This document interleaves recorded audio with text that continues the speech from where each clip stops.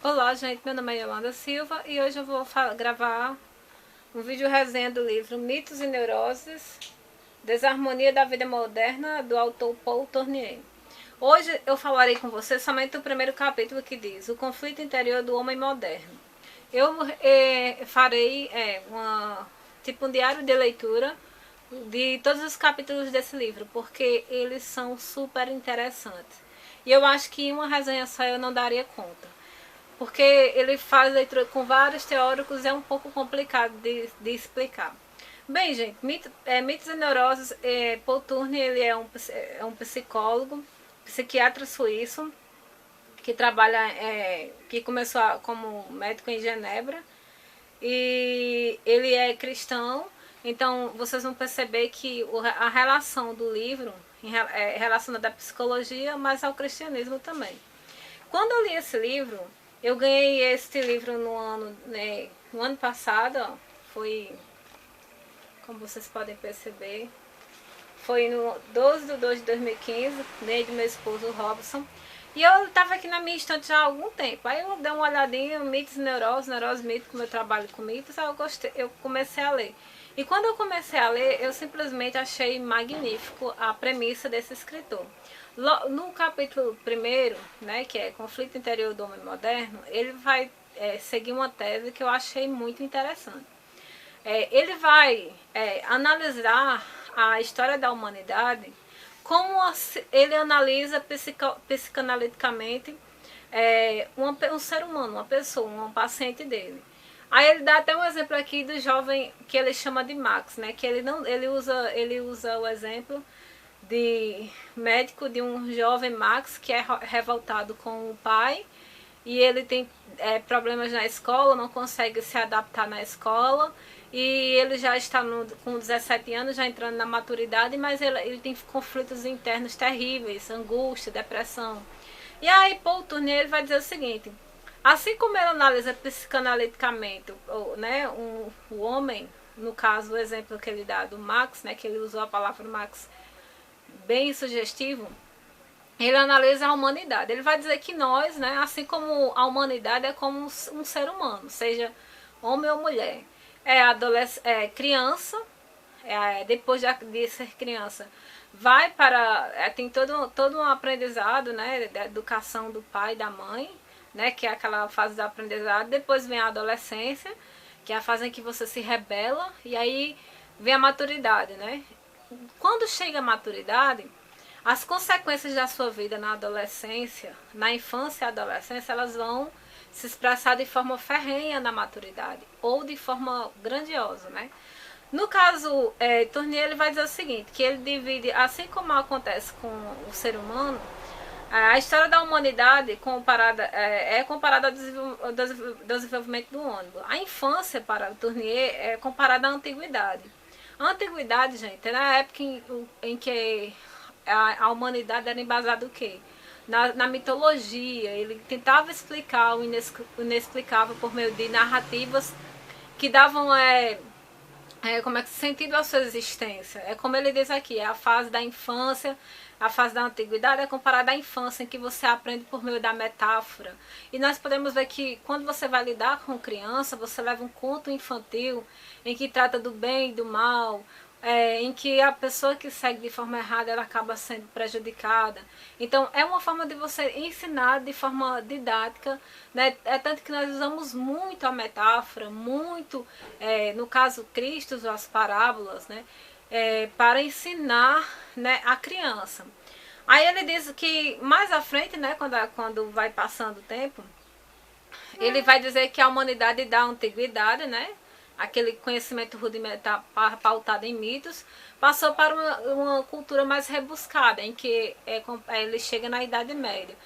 A gente vê nessa escola a Idade Média, como dizem, a Idade das Trevas. É contraditório isso, porque a Idade das Trevas no que concerne aos fatos históricos que ocorreu, como doenças terríveis, como a peste bubônica, ou até as perseguições da Inquisição.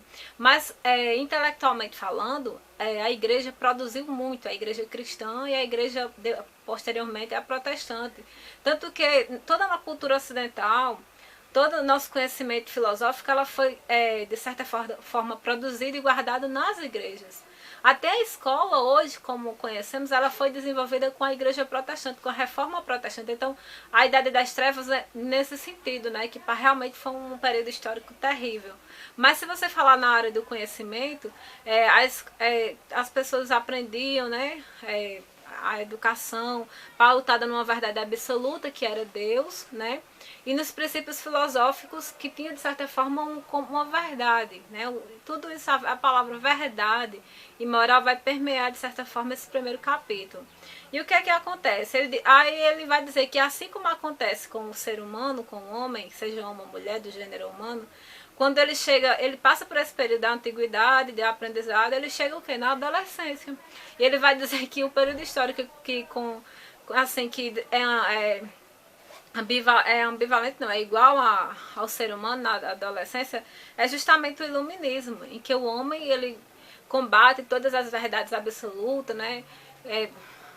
Destrói com a questão de Deus e vem a questão da ciência, a questão do experimento, sai o mito, sai o símbolo, entra o fato, e isso o homem se rebela contra Deus e contra as verdades. Começa daí já, né, a questão do indivíduo, como diz lá no livro do Stuart Hall, o sujeito iluminista, centrado no eu, já deixou aquela coletividade. E aí ele disse que de repente a humanidade se deparou com essa adolescência terrível que quer combater Deus, quer combater a verdade, quer combater tudo e quer centrar em si mesmo. E ele vai dizer que com essa, que eu até anotei aqui, com essa cosmovisão oposta à antiguidade e à Idade Média, né, que é o sujeito do renascimento, desculpa, falei no meio, o sujeito do renascimento, o que é que acontece? Vai justamente desembocar na modernidade. Então esse livro aqui ele vai falar justamente sobre o que acontece quando o homem chega nessa modernidade, que é justamente, você vê mitos e neuroses, né? Que é justamente a neurose. Ele vai falar, olha, é muito difícil falar desse livro, ele é pequenininho, né? Ele é bem sucinto, mas ele é bem profundo, ele usa vários teóricos como Jung, a teoria de Freud, mas eu vou tentar explicar o mais simples possível, vocês depois perguntem. Ainda vou analisar os outros capítulos, então tem muito chão pela frente. Então, gente, continuando, deparando-se com essa trajetória da história da humanidade comparada com a do ser humano, né? A antiguidade, a Idade Média, vem um renascimento em que o homem se rebela, né? E chega agora na modernidade. Aí o que é que acontece? Eu acho muito interessante, eu vou ser bem espontâneo. Quando o homem se rebela contra a verdade, contra Deus, é o sujeito, né, do iluminismo, ele quer se embasar a sua verdade na questão do experimento, da ciência, então ele quer retirar Deus. E o que é que acontece? Ele fala o seguinte, Paul Tournier, ele diz que o homem, de certa forma, ele não conseguiu suprimir Deus. Ele não conseguiu suprimir Deus e a verdade. Ele é como a gente chama, é um caminho inverso a de Freud, porque, em linhas gerais, de acordo com Freud, ele diz que a criança ela é reprimida pelo pai, né, a sua vontade inconsciente, ou seja, os desejos de fazer algumas coisas assim meio, né, que não é socialmente aceitável, porque se todo mundo fizer vai virar um samba do, né, eu ia usar a expressão samba do crioulo doido, mas o povo pode me chamar de né, preconceituosa, mas ia virar de certa forma uma muvuca, né, uma bagunça. Então o que é que acontece? Aí o homem deu livre-arbítrio, vamos dizer assim, ao seu inconsciente. Hoje, na modernidade, você pode fazer o que você quiser, você pode ser quem você quiser, você pode fazer o que você quiser. Ele vai dizer aqui no livro que justamente isso aconteceu com de certa forma, quem deu continuidade a esse pensamento foi até o próprio Friedrich Nietzsche, né, que ele destrói Deus, ele mata Deus.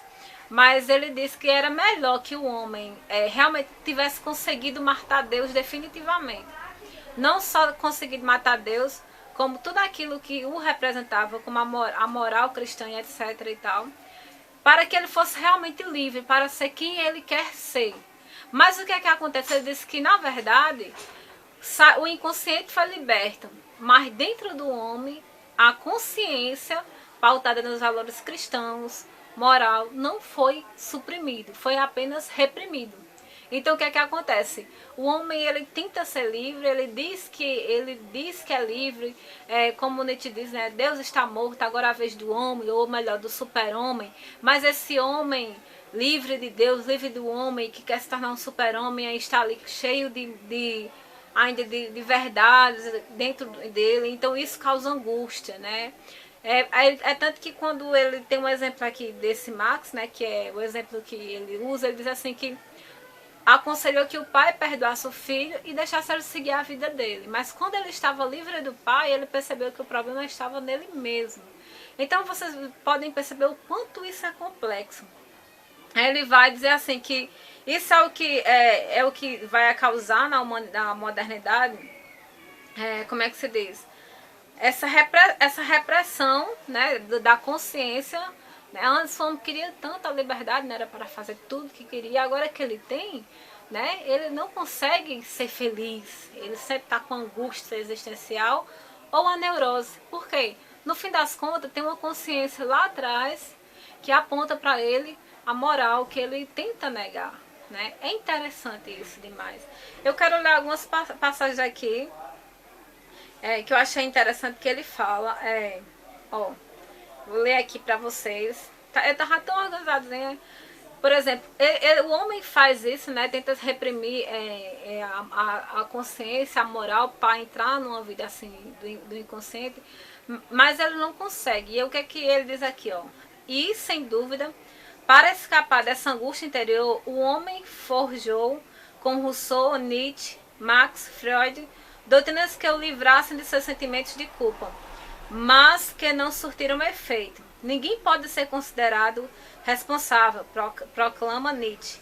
Só isso é a grande libertação. E Sartre diz, não podemos escolher o mal nunca. Mas o que é que acontece? O homem, né, livrou-se da culpa, diz que Deus não existe, ele é livre. Mas por que o homem não é feliz? Por que o homem da modernidade, que na verdade esse livro trata do homem moderno, mas já vamos seguir, nós já estamos praticamente na era pós-moderna, né, se podemos já dizer. Mas esse homem moderno, por que ele não consegue ser feliz? Por que ele insiste nessa questão de destruir Deus, porque ele simplesmente é como Paul Tournier diz. Ele não o homem, ou seja, aquele adolescente, né, que quis reprimir as crenças da antiguidade e da Idade Média, ele não suprimiu realmente aquilo, Deus, né? Porque a Idade Média era embasada em Deus, nas verdades absolutas. A antiguidade era embasada nas metáforas, nos mitos, nas narrativas como verdade, para lhe dar sentido à existência. E quando o homem suprimiu, aliás, ele suprimiu, ele reprimiu, né? Ele não conseguiu eliminar isso. Então, de certa forma, ainda está dentro de nós. Então, eu acho interessante essa parte que ele fala aqui, repressão da poesia. Eu vou ler para vocês aqui, para vocês verem o quanto que eu acho lindo. Ó. Vivemos em dois mundos diferentes, escreve a Karen, acho que é assim a pronúncia dele, Karen. A saber, o dos fatos e o dos símbolos. O mundo dos fatos é atualmente o único com direito à cidadania. O homem moderno perdeu o sentido dos símbolos que foram reprimidos em seu inconsciente. Somos obrigados a estudar seus sonhos para reencontrá-los. Mas nem sempre foi assim. Em outras épocas, a poesia, a música e a mitologia alimentavam a alma e contribuíam para o seu desenvolvimento, tanto quanto as ciências matemáticas. Ou seja, a repressão é o mundo dos fatos versus o mundo do símbolo, que ele vai dizer. Hoje em dia, aquela questão da metáfora, a metáfora do conto de fada, ela já não é mais tomada como uma forma de aprendizagem. Ele vai dizer justamente isso. Hoje nós não estudamos a literatura, hoje nós não aprendemos o conto, nós estudamos sobre o conto, a história do conto. É tanto que você vê, até no ensino médio, por exemplo, em vez da gente se deter no livro, né, em si, ou seja, no livro modernista, no livro, eu particularmente falando, eu estudei no ensino médio, no terceiro ano, E eu não li um livro moderno. Eu vim ler depois, quando eu adentrei na universidade, foi que eu vim ler. Eu tinha lido muita coisa, muitos clássicos, mas a professora não trazia aquele livro. Hoje, como professora do Estado efetiva, eu levo o livro para as crianças lerem. Né? Eu levo a poesia para eles verem. Aí daí você vai, né, lógico, historicamente, situando o escritor, até para que o aluno possa compreender aquele contexto em que ele escreveu, aquilo que ele está falando. Mas o que Paul Tournier está querendo dizer aqui é que a arte oferece a experiência coletiva e interior do ser humano. Mas quando você se detém em fatos, os fatos eles são fragmentados e eles são, de certa forma, limitados, né? Fragmentados, limitados, e eles são contextualizados em uma época histórica. Então, o que é que acontece? Já quando você lê um mito, você vê toda uma coletividade de um determinado povo, de uma determinada experiência coletiva, e você, de certa forma, entra naquele momento porque você é um ser humano. E por mais que a história mude, por mais que as coisas evoluam, o ser humano sempre será o ser humano. Ele sempre estará intrigado com a morte, confuso em relação ao amor, é apreensível em relação à sua existência, o que será do futuro. Né? Então, eu acho muito interessante o que ele fala nesse livro, assim. Eu vou ler essa citação. Os contos e as fábulas serviram para a educação do espírito, que agora, em particular, deixou-se de lado. É muito lindo o que ele diz. Eu acho que ele é extremamente feliz no que ele fala. Realmente, o homem reprimiu essa aprendizagem por meio dos símbolos e isso, de certa forma, limitou muito a consciência humana. Vou continuar aqui para vocês ver alguma coisa que eu esqueci. Sim, aí ele fala que justamente essa falta de apreensão do todo por meio da forma simbólica de aprender as coisas causa essa neurose, causa essa angústia e causa esse homem confuso consigo mesmo. Como eu falei para vocês, de certa forma até o Fyodor Dostoiévski ele previu isso no Duplo, né? O Duplo você vê um homem extremamente atribulado, vamos dizer assim, confuso de quem ele é, para onde ele vai, quem ele vê, não tem aquele senso de coletividade. E o que é que acontece? Vem a depressão, vem a doença, vem a neurose, porque ele diz que o homem moderno ele é neurótico, e a neurose é uma doença, porque a pessoa não tem consciência disso. Ou seja, a maioria das pessoas se acham livres, se acham a última bolacha do pacote, porque são, vamos dizer assim, por exemplo, quando eu já fui, vou dar um exemplo bem simplório assim, nessa minha época da adolescência, ou do renascimento em mim, vamos dizer assim, eu queria destruir Deus, eu falava em nome de Nietzsche, em nome de Schopenhauer, toda aquela pá, né? Mas no fim das contas eu tinha uma angústia existencial muito grande. Eu queria saber se Deus existia. Eu queria saber se o amor era possível, né? Se era possível o amor fraternal, o amor conjugal, o amor eros, o amor ágape, enfim. E eu só vim aprender isso quando eu voltei para Deus, quando eu me tornei cristã. Eu não estou dizendo aqui que você tem que ser cristão, não. Não é isso. Eu apenas estou falando sobre o livro Mitos e Neuroses e, particularmente falando, eu vou dizer que realmente coincide comigo. E ele vai dizer que esse homem pós-moderno, para conseguir vencer essa neurose, ele tem um remédio, é voltar para Deus. Voltar para Deus como o filho pródigo. Quando eu terminar de ler esse livro, eu vou ler para vocês a parábola, né? Porque a parábola, minha gente, assim como a metáfora, é uma forma muito boa de ensinar uma verdade absoluta, uma verdade grandiosa de forma muito simples. A metáfora já é mais difícil, né? Você aprender alguma coisa grandiosa pela metáfora, mas a parábola é simples. Jesus sempre nos ensinou por meio de parábolas, para que nós aprendêssemos. E o filho pródigo nada mais é do que um filho que não quer se submeter à ordem do pai, diz assim, me dá a minha parte da porção da herança que eu quero ir embora, quero ser livre de ti. Ele vai embora. Quando chega lá ele gasta tudo, a embriaguez, a prostituição, a maluquice, não serve, e ele vai comer, né, a comida dos porcos. Aí depois o que é que ele acontece? Volta para a casa do pai, né? E ao contrário do que se pensa, o pai não é rancoroso, o pai o recebe com todo o amor, dá uma festa, tira aquela roupa, dá uma roupa linda e ele fica feliz da vida, né, e segue sua vida. E o outro filho fica até revoltado, por que o Senhor o recebeu de volta? Deus é Deus, né, gente? Eu tô aqui, eu sou cristã, você sabe meu posicionamento.